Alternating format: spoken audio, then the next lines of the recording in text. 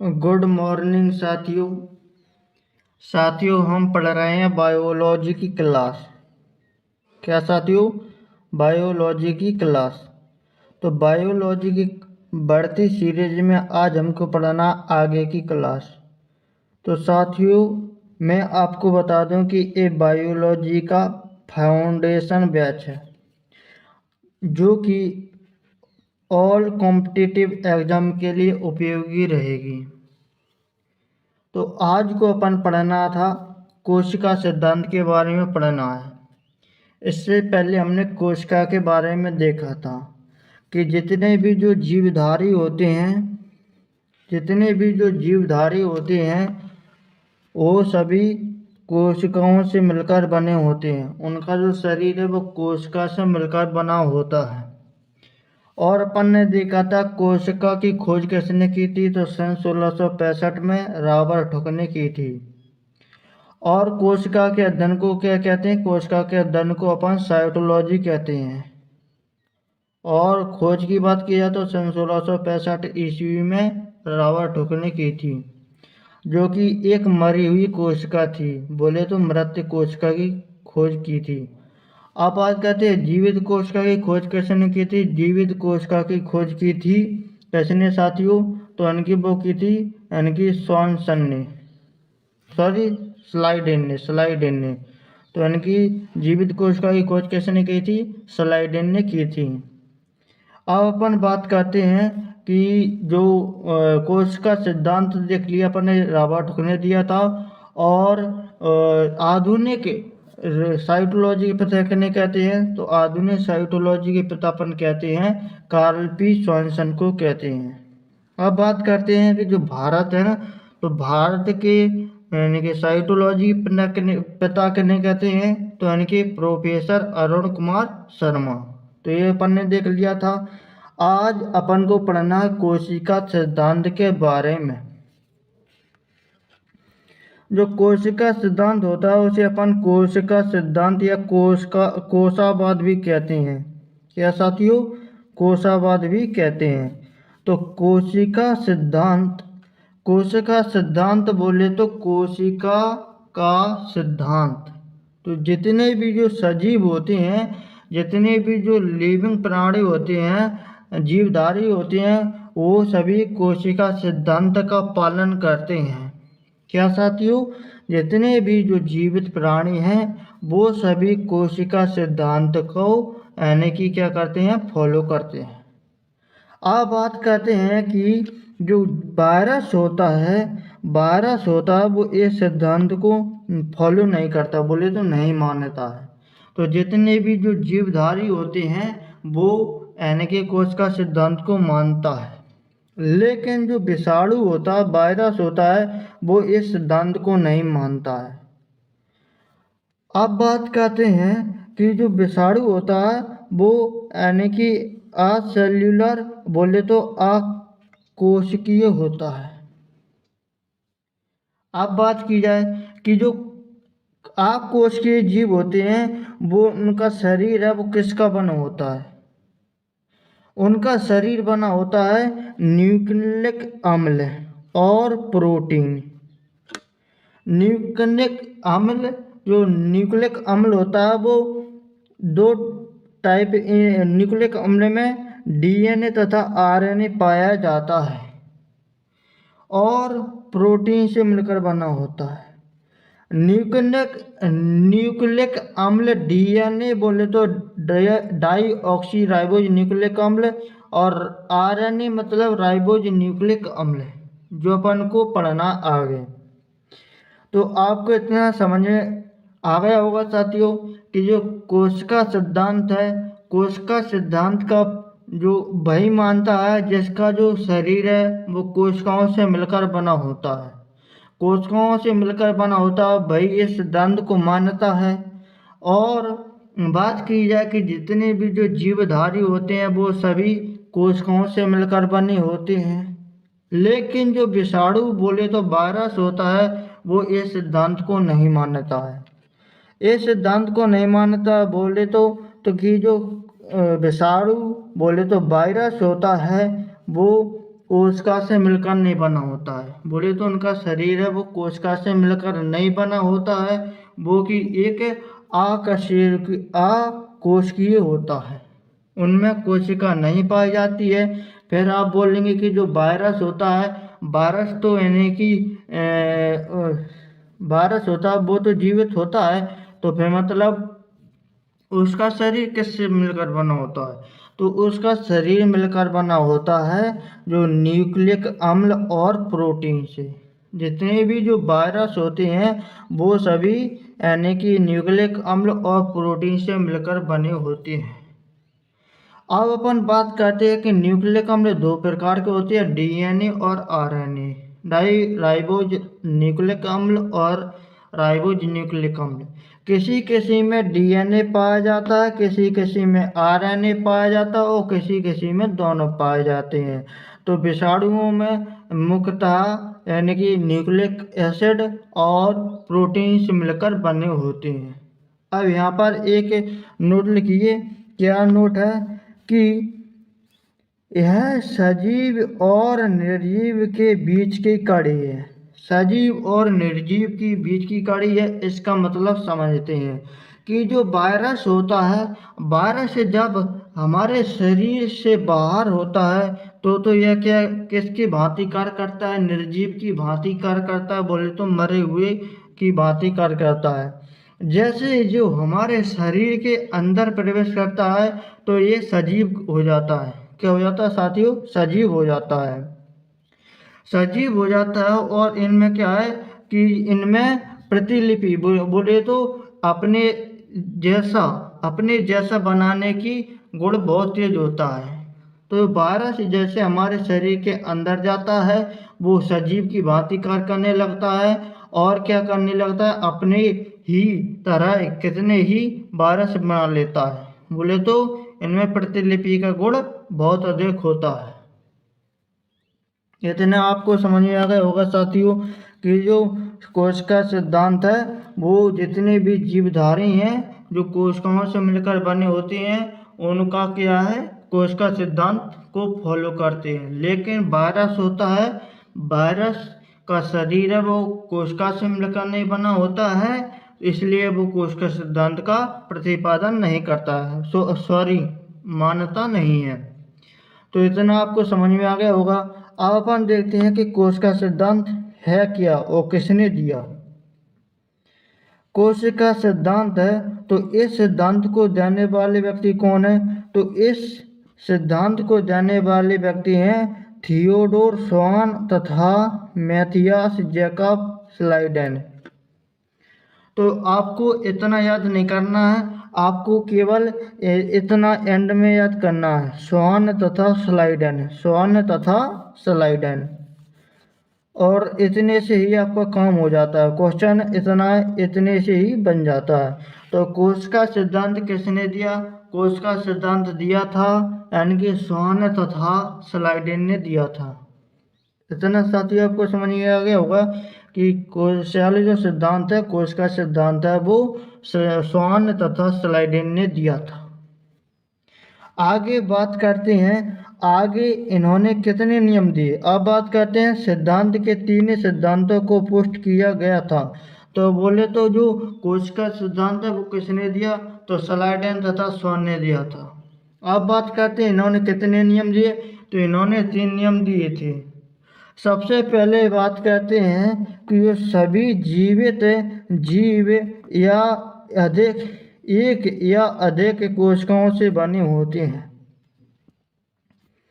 अब इसका मतलब क्या हुआ?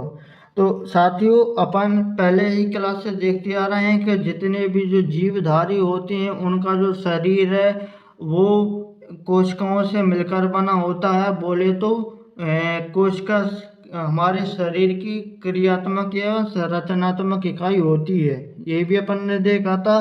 तो जितने भी जो जीवित जीव हैं वो या तो एक कोशिका से मिलकर बने होते हैं या अधिक कोशिकाओं से मिलकर बने होते हैं। तो ये दो प्रकार के होते हैं। कितने प्रकार है साथियों? 2 प्रकार के होते हैं। अभी हम पहला नियम देखते हैं। पहला कौन सा? कि सभी जीवित जीव एक या अधिक कोशिकाओं से बने होते हैं। यहाँ पर आप देखिए, आपको दिख रहा होगा जीव, क्या दिख रहा होगा साथियों? जीव। अब जीव अपन ने देखा है कि दो टाइप के होते हैं, एक तो होता है एक कोशिकीय जीव, एक होता है बहुकोशिकीय जीव। एक कोशिकीय बोले तो यूनिसेल्युलर, और बोले तो बहुकोशिकीय बोले तो मल्टी सेल्युलर। इतना साथियों आपको समझ में आ गया होगा कि जीव कितने टाइप के, कोशिका के प्रकार, कोशिका के प्रकार के आधार पर तो ये होता है दो टाइप का। कौन कौन से? यूनिसेल्युलर और मल्टी सेल्युलर। बोले तो एक कोशिकीय और बहुकोशिकीय। एक कोशिकीय प्राणी कौन कौन से होते हैं? एक कोशिकीय इनके जो प्राणी होते हैं वो जीवाणु, बोले तो बैक्टीरिया, और ब्लू ग्रीन एल्गी बोले तो नील हरित शैवाल, प्रोटोजोआ में अमीबा, यूग्लिना, ये सभी आते हैं।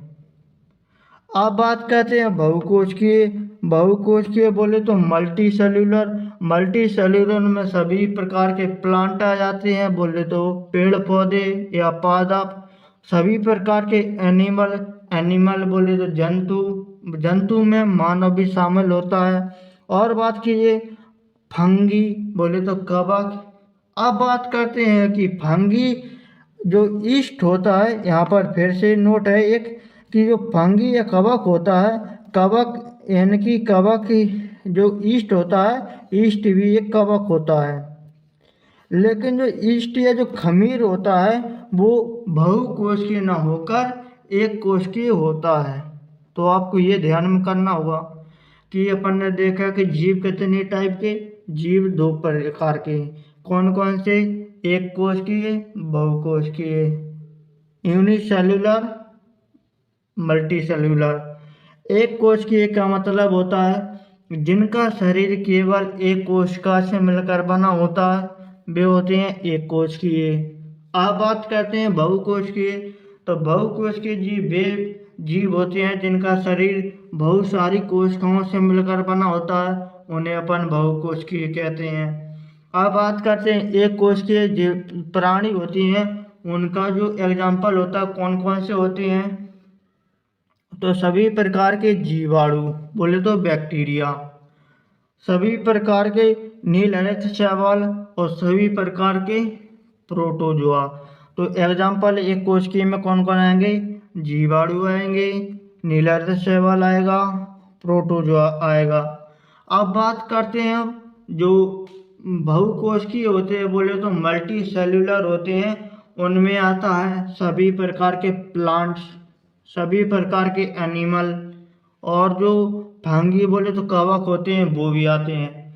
लेकिन आपको एक याद करना होगा, क्या नोट्स में लिखा है, नोट में, कि जो कवक का ही एक प्रकार खमीर है, वो एक कवक ही है। खमीर कवक होते हुए भी बहुकोशिकीय न होकर एक कोशिकीय जो जीव है। तो इतना साथ ही समझ में आ गया होगा। अपन ने देखा कि जो शरीर है, जो अपन ने देखा कोशिका सिद्धांत, पहला नियम अपन ने देखा कि सभी जीवित जो जीव एक कोशिका या अधिक कोशिकाओं से बने होते। इतना आपको समझ में आ गया? ये आपको लगता है समझ में आ गया होगा। अब अपन बात करते आगे। कोशिका जीवन की सबसे बुनियादी इकाई है। तो कोशिका जीवन की सबसे बुनियादी इकाई है, इसको अपन ने पिछली क्लास में देख लिया है और आज भी देख लेते हैं कि जो कोशिका जीवन की सबसे बुनियादी इकाई है, इसका मतलब होता है कि जो मानव का जो शरीर, मानव नहीं, जितने भी जो जीवधारी हैं उनका जो शरीर है वो कोशिकाओं से मिलकर बना होता है। या तो वो एक कोशिका से मिलकर बना होगा या फिर बहुकोशिकीय से मिलकर बना होता है। इतना साथ ही समझ में आ गया होगा। अब अगला जो पॉइंट है वो क्या है? अगले पॉइंट को देखते हैं कि सभी कोशिकाएं पहले से मौजूद कोशिकाओं से ही उत्पन्न होती हैं। सभी कोशिकाएं पहले से मौजूद कोशिकाओं से ही उत्पन्न होती है। अब इसका मतलब समझते हैं। इसका मतलब क्या होता है साथियों? इसका मतलब होता है कि जितने भी जो जीवधारी हैं उनमें जो कोशिकाएं होती हैं, उन कोशिकाओं से ही दूसरी कोशिकाएं बन जाती हैं। उन कोशिकाओं से ही दूसरी कोशिकाएं बन जाती हैं। इसको अपन समझते हैं। इसका मतलब ये अपना पढ़ा होगा अगर आपने कि हमारे शरीर में ब्लड होता है। ब्लड में क्या होता है? आरबीसी होता है, डब्ल्यूबीसी होता है और क्या होता है? प्लेटलेट्स होता है। अब अपन बात करते हैं, आरबीसी होता है, डब्ल्यूबीसी होता है और प्लेटलेट्स होता है। आरबीसी की बात की जाए कि रेड ब्लड कॉर्पुस्कल्स बोले तो रेड ब्लड सेल्स। इसका जीवन काल आपने पढ़ा होगा। कितना होता है इसका जीवन काल? लगभग 120 दिन होता है। अब आप बोलेंगे कि 120 दिन होता है तो हमारी एज तो हो गई, कितनी भी आपकी एज कितनी हो गई? आपकी एज लगभग कितनी हो जाती है? 18, 20, 25, 30 जितनी भी है आपकी उम्र, तो इनकी आपकी उम्र हो गई इतनी दिन। लेकिन हमारा जो आरबीसी है वो तो 120 दिन में ही मर जाता है। फिर आगे कहाँ से बनता है? आगे कैसे बनता है? तो इसका मतलब ये हुआ कि हमारे जो शरीर में कोशिकाएं होती हैं, जो वो कोशिकाएं मरने वाली होती हैं, तो वो मरने वाली कोशिकाओं से ही दूसरी कोशिकाएं बन जाती हैं। तो जब हमारी जो आरबीसी मरने वाली होती हैं तो उनसे ही यानी कि नई जो कोशिकाएं होती हैं वो बन जाती हैं। तो इस तरीके से हमारा जो सर्कल है वो चलता रहता है। तो तीसरा पॉइंट भी आपको समझ में आ गया होगा। तो सभी कोशिकाएं पहले से मौजूद कोशिकाओं से ही उत्पन्न होती हैं। इतना समझ में आ गया साथियों आपको कि अपन ने पढ़ा कि कोशिका सिद्धांत। कोशिका सिद्धांत को अपन कोशावाद भी कहते हैं, बोले तो सेल थ्योरी।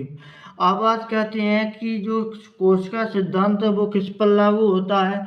तो वो लागू होता है जितने भी जो जीवधारी हैं जिनका शरीर है वो कोशिकाओं से मिलकर बना होता है, उसे उन्हीं पर क्या होता है? ये लागू होता है। जबकि जो वायरस या जो विषाणु होता है वो इसको नहीं मानता। क्यों नहीं मानता? क्योंकि इसका जो शरीर है वो कोशिका से नहीं बना होता, बल्कि इनमें क्या पाया जाता है?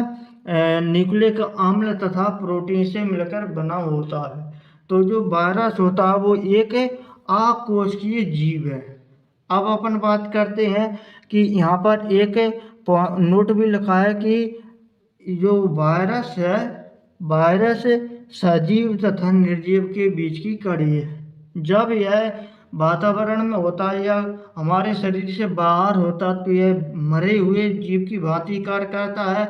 जब हमारे शरीर के अंदर पहुंच जाता तो यह जीवित यानी कि जीव की तरह व्यवहार करने लग जाता है।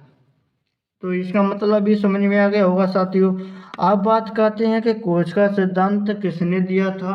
तो आपका आंसर होगा स्लाइडेन तथा स्वान ने दिया था। स्लाइडेन तथा स्वान ने दिया था। अब बात करते हैं इन्होंने कितने नियम दिए थे? इन्होंने 3 नियम दिए थे। सबसे पहले नियम में कहा कि जितने जो जीवित प्राणी हैं उनका शरीर एक कोशिकीय या बहुकोशिकीय से मिलकर बना होता है। एक कोशिकीय का मतलब जिनका शरीर एक कोशिका से मिलकर बना होता है। बहुकोशिकीय मतलब यानी कि जो बहुत सारी कोशिकाओं से मिलकर बना होता है। आप बोलेंगे एक कोशिकीय के जो एग्जाम्पल है कौन कौन सी हैं? वो होते हैं बैक्टीरिया, नील हरित शैवाल और प्रोटोजोआ। अपन बात करते हैं बहुकोशिकीय। बहुकोशिकीय में कौन कौन से आ जाते हैं? बहुकोशिकीय में जितने भी जो पादप होते हैं वो आ जाते हैं। एनिमल में जितने भी जीव जंतु होते हैं वो आ जाती हैं। और फंगी में बोले तो कवक भी जो बहुकोशिकीय में आता है। लेकिन आपको याद करना होगा कि ईस्ट या जो खमीर होता है वो भी एक प्रकार का कवक ही होता है। कवक ही होता है। तो इसका जो शरीर है वो बहुकोशिकीय न होकर एक कोशिकीय होता है। तो जो ईस्ट या जो खमीर होता है उसका प्रयोग अपन करते हैं, जैसे भी किसी भी जो वो होता है ना, खाने वाली चीज़ होती है, तो उसको अपन क्या करते हैं, उसको स्पंज टाइप का बनाने के लिए इसका प्रयोग करते हैं। जैसे कि अपन क्या करते हैं, जलेबी बनाते हैं, जलेबी को अपन 2-3 दिन से मैदा को गला कर रख देते हैं, तो क्या हो जाता है, तो उसमें से क्या हो जाता है, जो कवक होते हैं वो यानी कि इसको क्या कर दे, वो उसको क्या कर स्पंज टाइप कर देता है, स्पंज टाइप कर देता है। या आपने कभी भी यानी कि जो और से सारी कई होती हैं, कई सारी ऐसी चीज़ें होती हैं जिनको क्या करना होता है, स्पंजी टाइप का बनाना होता है।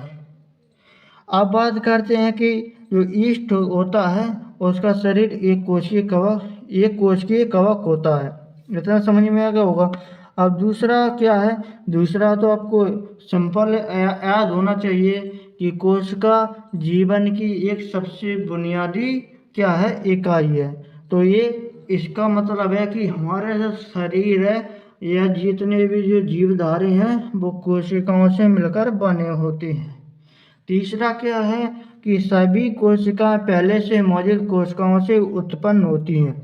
इसका मतलब है कि हमारे जो शरीर है, जितनी भी जो कोशिकाएं हैं, अगर वो मरने वाली होंगी तो उनसे ही दूसरी कोशिकाएं बन जाएंगी, दूसरी कोशिकाएं बन जाएंगी।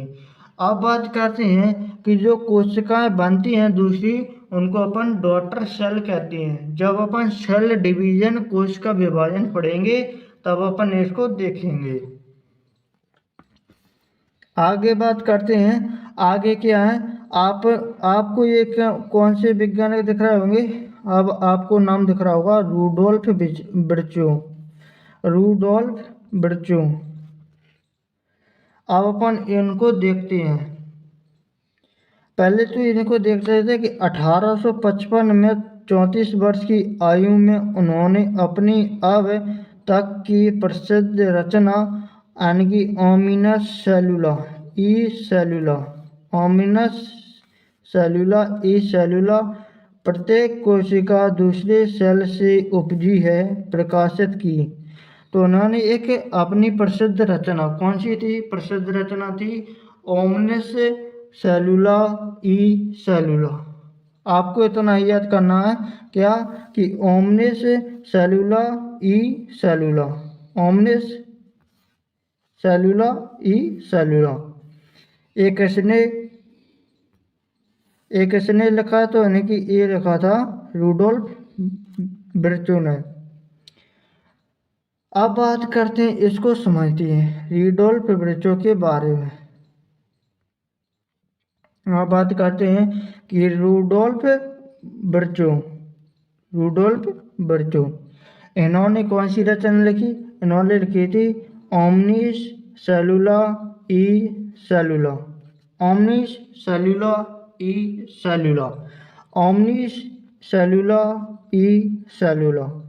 ओमनिस का मतलब होता है उत्पत्ति, बोले तो ऑर्गेनिजन, ओरिजन, और बोले तो इसमें से बात करते हैं सेलुला, तो सेलुला का मतलब होता है सेल, ई का मतलब होता है से, बोले तो फ्रॉम, और सेल का मतलब, सेलुला मतलब सेल, बोले तो कोशिका। तो ओमनिस सेलुला ई सेलुला, ओमनिस का मतलब ओरिजन उत्पत्ति, सेलुला बोले तो सेल कोशिका, ई बोले तो फ्रॉम से, और सेलुला मतलब कोशिका। तो इसका अपन को क्या करना, उल्टा पढ़ना है। क्या साथियों, उल्टा, इधर से इधर को पढ़िए क्या होता है। तो इधर से इधर को अपन देखेंगे तो क्या होता है, कोशिका से कोशिका उत्पत्ति, कोशिका से कोशिका उत्पत्ति। आप बोलेंगे कि हाँ सर हमने तो पढ़ा है कि जो स्लाइड है तथा सोहन ने दिया था कौन सा सिद्धांत, तीसरा वाले में क्या था कि प्रत्येक कोशिका, प्रत्येक जीवधारी का जो कोशिका होती है वो दूसरी कोशिका से बनती है, ये अपन ने देखा है। लेकिन ये रूडोल्फ विर्चो हैं, इन्होंने भी यही कहा है, लेकिन अलग तरीके से कहा है। क्या कहा है? ओमनी सेलुला ई सेलुला की उत्पत्ति कोशिका से उत्पत्ति, बोले तो कोशिका की उत्पत्ति है वो कोशिका से ही हुई है। तो बस कहने का अंतर बदल गया, लेकिन बात सेम ही है। अब आपको इसको अगर एग्जाम में आ गया तो कैसे लगाना होगा। अगर उन्होंने सीधी सिंपल भाषा में कही कि जो शरीर है वो कि सभी कोशिकाएं पहले से मौजूद कोशिकाओं से उत्पन्न होती हैं, एक इसका सिद्धांत है। एक किसने कहा था?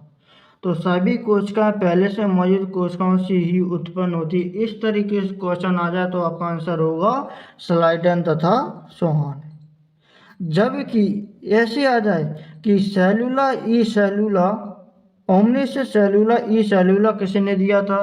तो ओमनिस सेलुला ई सेलुला ये जो दिया था वो दिया था रूडोल्फ विर्चो ने। इसका मतलब होता है कि जो कोशिका है, कोशिका से ही कोशिका की उत्पत्ति होती है। इतना साथियों आपको समझ में आ गया होगा। अब अपन बात करते आगे। आगे क्या है? Lewis pasture. लुईस पास्चर के बारे में देख लेते हैं। इन्होंने भी कुछ सिद्धांत दिए और इन्होंने खोज भी की। तो जो लुईस पास्चर है, इन्होंने जर्म तथा रोगाणु सिद्धांत दिया था। जर्म तथा रोगाणु सिद्धांत दिया था। रेबीज वैक्सीन, कोलेरा वैक्सीन और एंथ्रेक्स वैक्सीन। और बात किया पाश्चुरीकरण।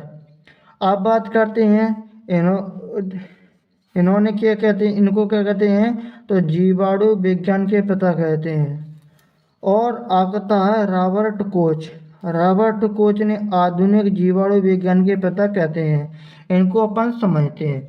तो लुईस पास्चर हैं, तो लुईस पास्चर ने जर्म या रोगाणु सिद्धांत दिया था। इसको अपन को याद करना है कि जो लुईस पास्चर है, इन्होंने जर्म या रोगाणु सिद्धांत किसने दिया? तो लुईस पास्चर ने दिया। रेबीज, कोलेरा, एंथ्रेक्स वैक्सीन की खोज किसने की? तो वो लुईस पास्चर ने की। अब बात करते हैं पाश्चुरीकरण की खोज किसने की? पाश्चुरीकरण की खोज लुईस पास्चर ने की। अब बात करते हैं जीवाणु विज्ञान के पिता किन्हें कहते हैं? तो जीवाणु विज्ञान के पिता अपन कहते हैं लुईस पास्चर को। अब बात करते हैं कि आधुनिक जो जीवाणु विज्ञान है उनके पिता किन्हें कहते हैं? तो आधुनिक जीवाणु विज्ञान के पिता अपन रॉबर्ट कोच को कहते हैं। इतना आपको समझ में आ गया होगा साथियों। पाश्चुरीकरण का मतलब समझते हैं। पाश्चुरीकरण का मतलब होता है कि अपन दूध होता ना, तो अपना जो दूध होता है तो उसको अलग अलग टेम्परेचर पर गर्म करके उसके जो बैक्टीरिया होते हैं उनको मार देना, क्या कहलाता है? पाश्चुरीकरण कहलाता है।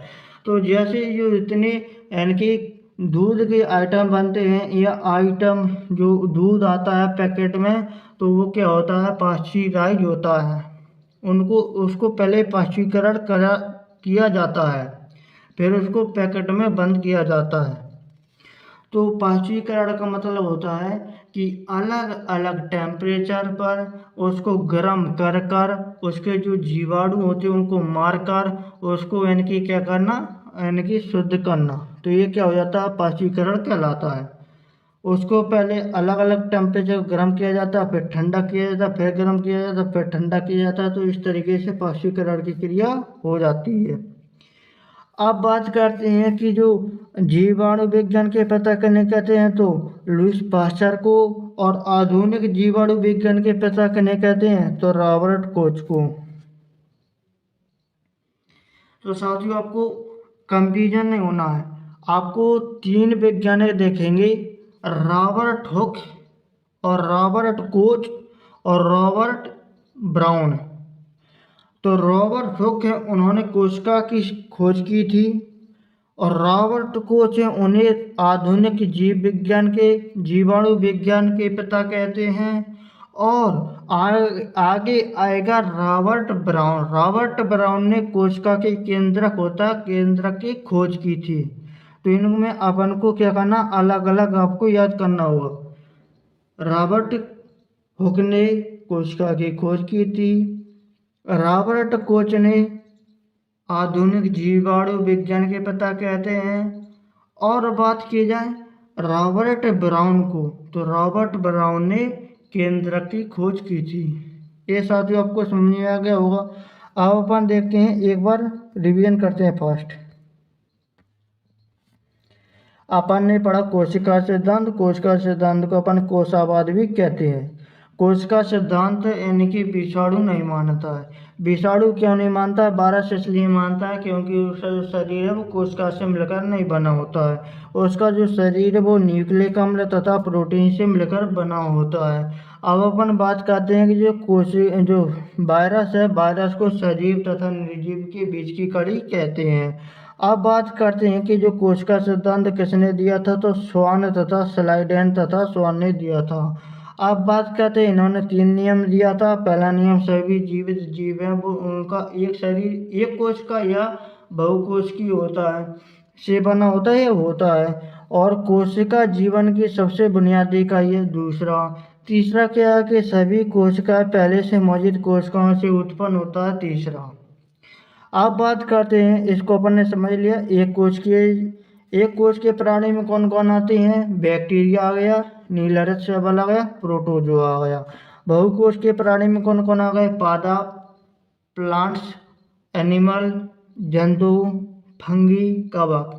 लेकिन जो खमीर ईस्ट या खमीर होता है वो कवक ही होता है, एक प्रकार का कवक ही होता है। लेकिन उसका जो शरीर है वो एक कोश की होता है, यूनिसेलुलर होता है। आगे बात करते हैं, आगे आता है रूडोल्फ विर्चो, मैंने कि इन्होंने भी कोशिका एक रचना दी थी, ओमने सेलुला ई सेलुला। उसका भी मतलब यही होता है कि जो कोशिका है, कोशिका से ही कोशिका की उत्पत्ति। ये भी अपन ने देखा। तो यानी कि आपको इतना ध्यान करना होगा कि ओमने सेलुला ई सेलुला किसने दिया था, तो यानी कि ये रूडोल्फ विर्चो ने दिया था। अब बात करते हैं कि लुईस पास्चर के बारे में कुछ तथ्य हैं। जैसे कि लुईस पास्चर ने यानी कि जन्म तथा रोगाणु सिद्धांत की खोज की थी, और रेबीज, कोलेरा और एंथ्रेक्स वैक्सीन की खोज की थी। इन्होंने लुईस यानी कि जो पाश्चुरीकरण की खोज लुईस पास्चर ने की थी। जीवाणु विज्ञान के पिता किन्हें कहते हैं? तो जीवाणु विज्ञान के पिता लुईस पास्चर को कहते हैं। और आधुनिक जीवाणु विज्ञान के पिता किन्हें कहते हैं? तो आधुनिक जीवाणु विज्ञान के पिता अपन रॉबर्ट कोच को कहते हैं। किसे साथियों? रॉबर्ट कोच को कहते हैं। तो साथियों इतना आपको समझ में आ गया होगा। तो साथियों आज की क्लास को यहीं पर समाप्त करते हैं। अगर साथियों आपको एक क्लास में अच्छा लगा हो तो आपको कमेंट करना है।